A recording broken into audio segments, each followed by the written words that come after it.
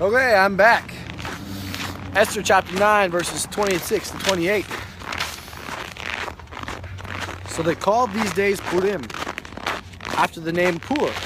Therefore, because of all the words of this letter, what they had seen concerning this matter, and what had happened to them, and Jews established and imposed it upon themselves and their descendants, and all who would join them, that without fail they should celebrate these 2 days every year, according to the written instructions, and according to the prescribed time, that these days should be remembered and kept throughout every generation, every family, every province, and every city.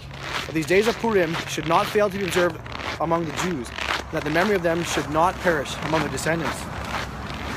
When Esther with Mordecai ended up by God's grace turning away the destruction of the Jewish people, of people following God, it's actually the first time in recorded history of genocide, of one people group determining to eliminate, to wipe out, to destroy another people.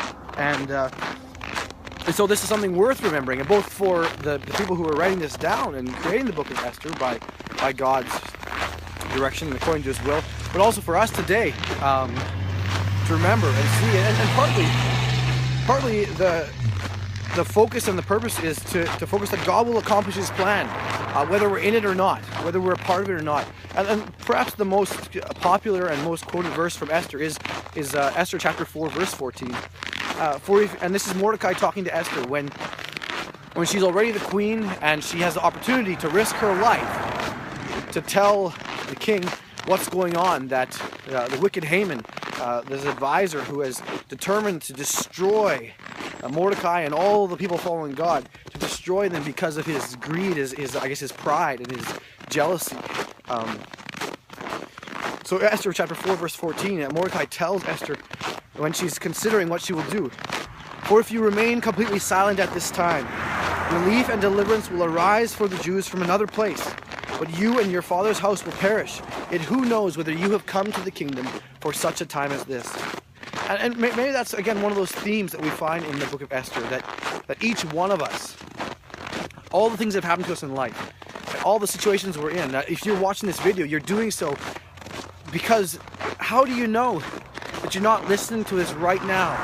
Because God has ordained everything throughout history to get you in this one situation, to remind it that you, only you, can do that which God has for you. Is this taking video still? Yeah, good. Okay, but how do you know? How do you know that God hasn't put you for such a time as this? To be you in this situation, to be the man or the woman that God has made you to be. And that's where I titled this video Esther, and we're studying the book of Esther, the context and everything. But also it's about you, about me. It's about this theme that comes through in Esther. Mordecai's in the exact right place at the right time to overhear Bigthan and Teresh, the eunuchs who were plotting to kill the king, and he passes this information on to his adopted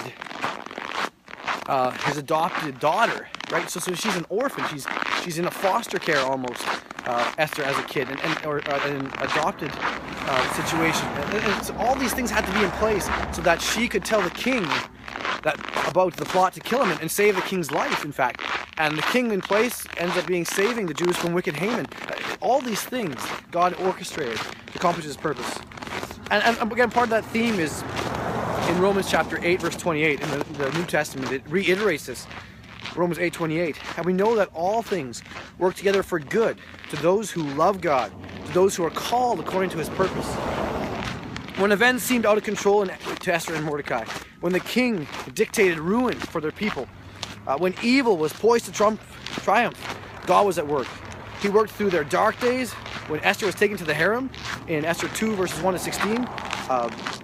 Their faithful obedience, even Esther risking her life before she was taken to the king in chapter 5 verse 1 to 3, and their victories, Esther revealing Haman's plot and the Jews' destruction of their enemies in chapter 7 to 9. The message is clear that God is sovereign even when life doesn't make sense. And I guess maybe the general application is that life can be hard and difficult. There's all these kind of things. We can't avoid pain. We can't avoid suffering.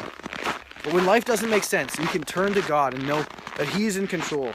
Let this book of Esther encourage us that But God is always there and always working. Jesus calls us his friends in John 15, verse 15. And the Spirit is our helper.